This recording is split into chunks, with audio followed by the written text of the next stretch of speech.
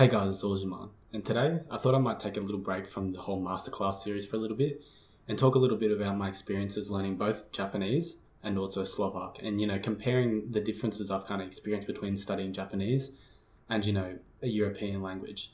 Well, not only have I actually studied Slovak, at uni I also did ancient Greek for a full year, and I've had a little bit of experience in some Russian, just a tiny little bit, and some other things, but mainly I just want to compare the differences between doing a European language and Japanese. I don't know how many people are interested in this kind of thing, but let me know in the comments if you're interested to see more of some of the comparisons between learning different languages. So first of all, I wanted to kind of talk a little bit about my history in learning both Japanese and Slovak, just so you can get a bit of context in it. Of course, if you've been watching my videos, you know a bit, of my experiences with Japanese and how I've been studying it now.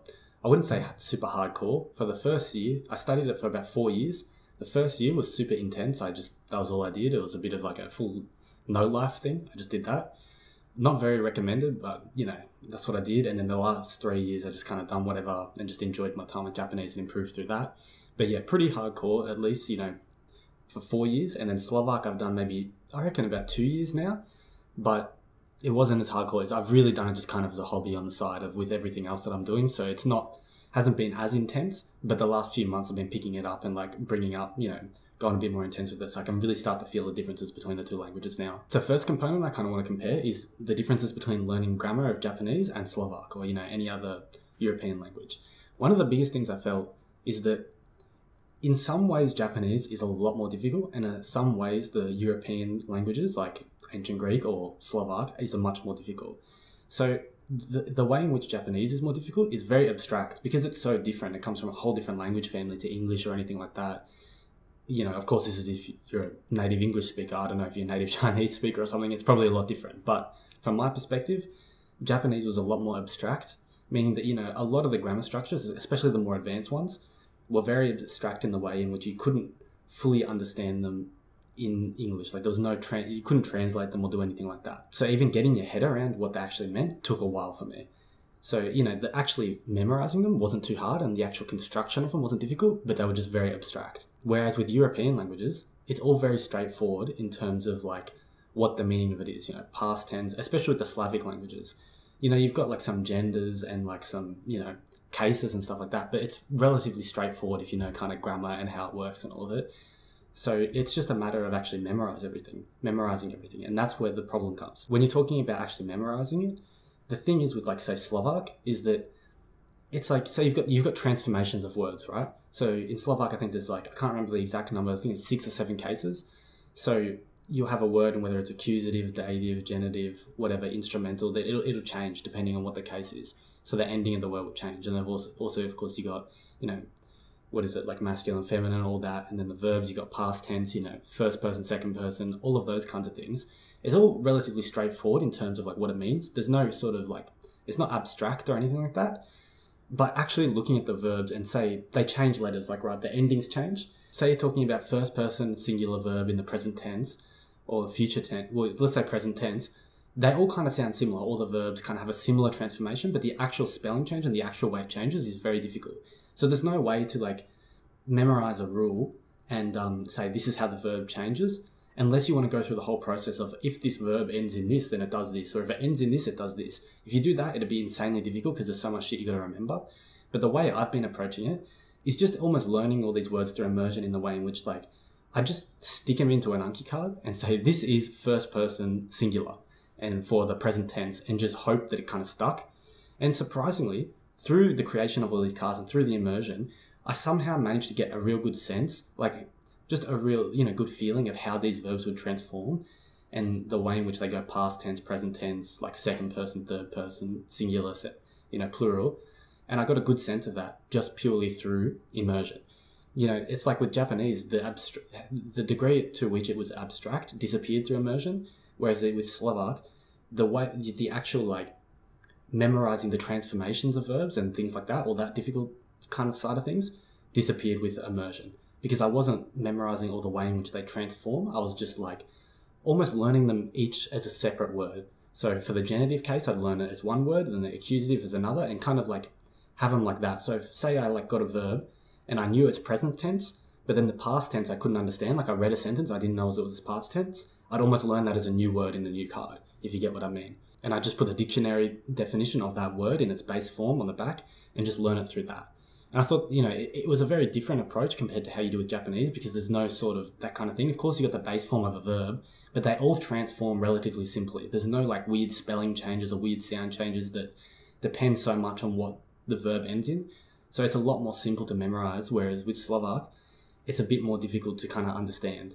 However, it becomes relatively easy to understand with immersion. In terms of outputting using grammar, that's a whole different story. I'll get onto that in a bit. Now, if we're going to talk about memorizing words for Japanese is so much easier than Slovak when you get to the later stages. But in the beginning stages, Slovak is a lot easier when it comes to like nouns and stuff, because the nouns, a lot of them are very similar. But if we're talking verbs, Slovak verbs and those like European verbs, I don't know about all languages, but Slovak, Russian, those kinds of ones, was just a nightmare to memorize. They're just like so abstract. They all at the start sound exactly the same. Like I can't remember fully with Japanese, but I feel like Japanese was a lot more simple to memorize the basic words. And like, I don't know, but the nouns in Slovak are way easier than Japanese nouns, I found. But then when you get to like more advanced in Japanese, I feel like it becomes way, way, way easier to memorize new words, whereas Slovak kind of consistently stays difficult no matter how many you've learned. Well, at least in my experience with the amount of words I've learned now. They're talking about the writing script.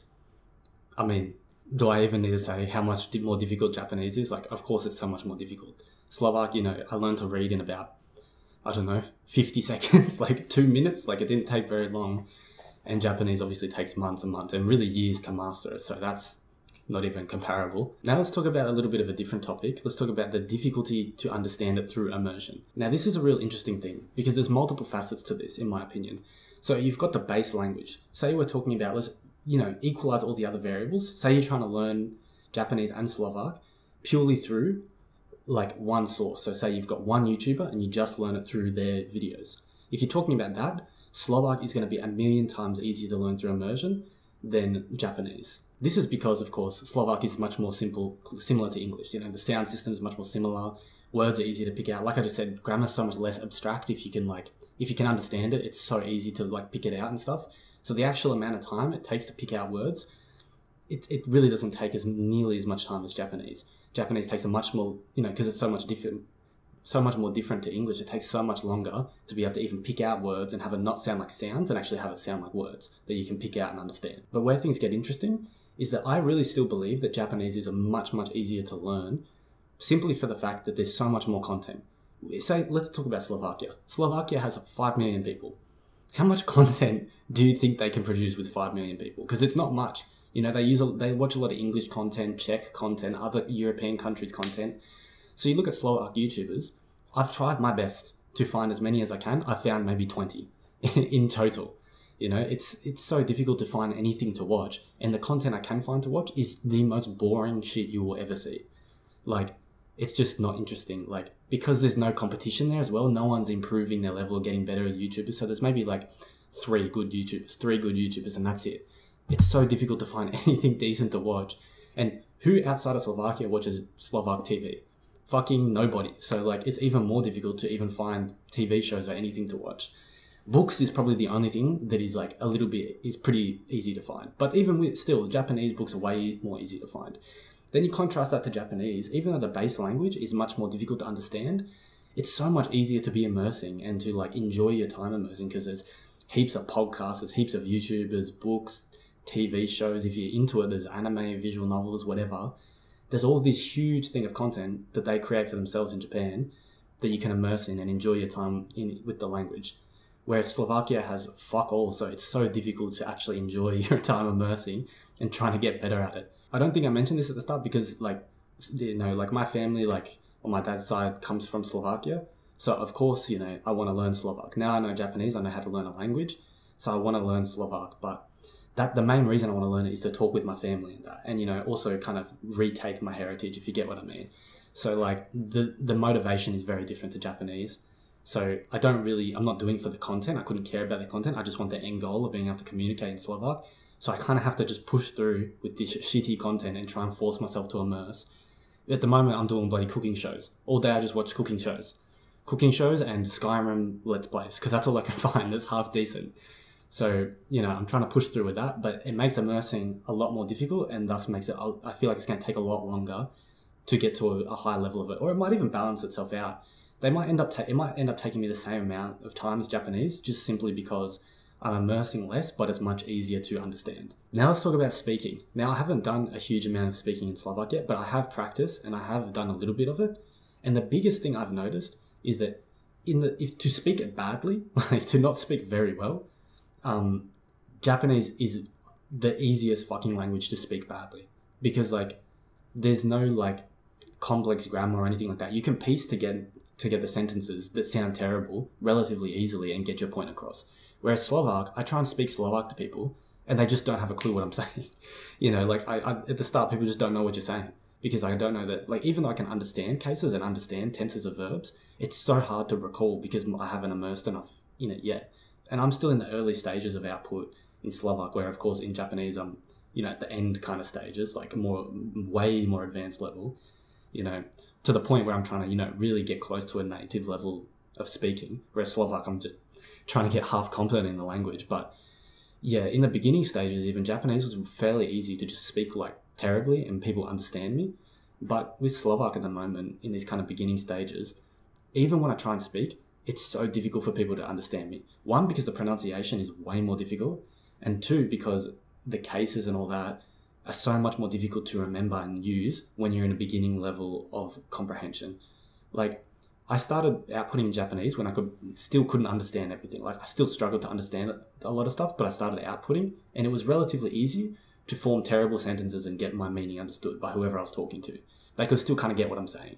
But with Slovak, because I haven't had enough exposure and I'm not used to enough hearing the cases and all the tenses and stuff used, when I speak, I just make no sense. So I think I'm going to hold off from speaking in Slovak for a little bit longer until I get more advanced in terms of, you know, my comprehension and stuff like that. Then speak again and see how I go then. But at least at the moment where I'm at with Slovak now, where I'm not just starting to output and just starting to speak, it's a little bit of a struggle.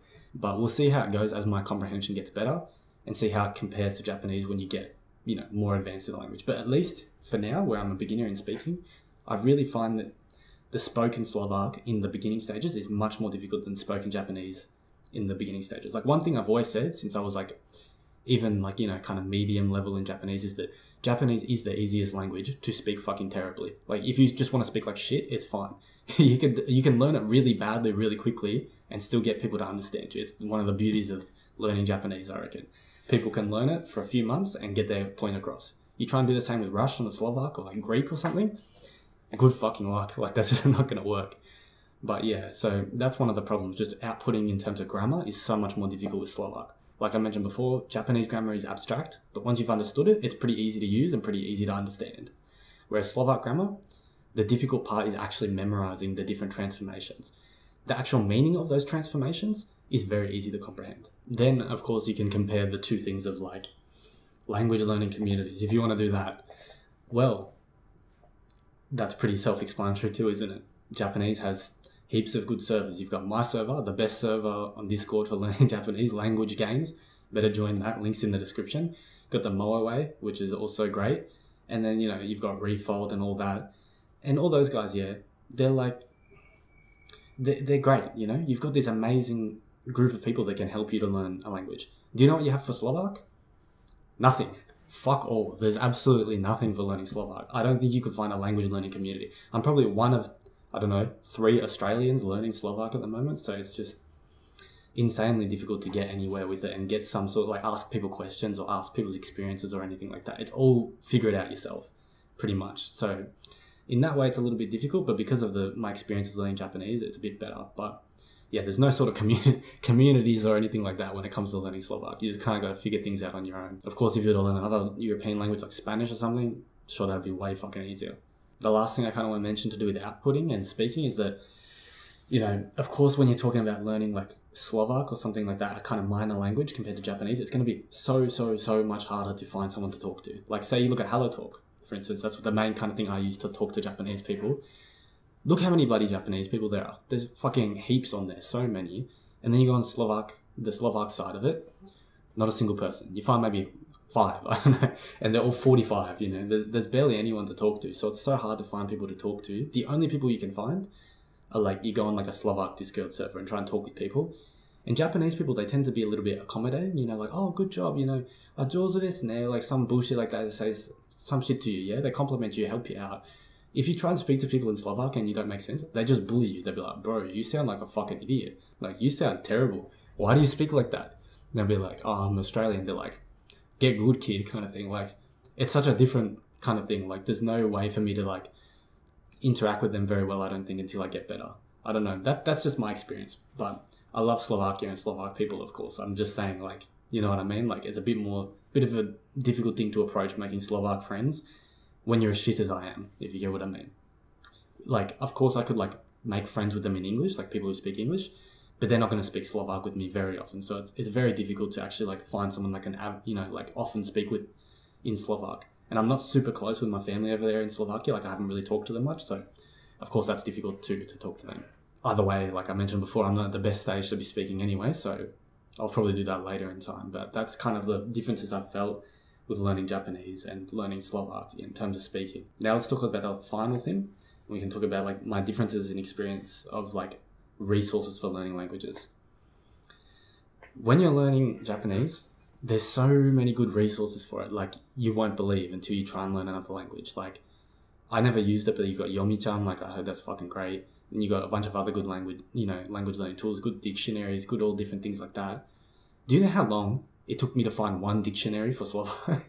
It took me so long to find even a decent dictionary to turn Slovak into English. And even that barely works to find, you know, there's so many words that don't work for that. So it's just so much more difficult to find any sort of decent resources for that. Especially when it comes to, like, you know, mining words and stuff. A lot of people mine words from, like, books or whatever, YouTube videos, whatever you want to do. But of course, books and things like that are a good source to sentence mine. If you want to sit down and sentence mine a bunch of words, books or that are good.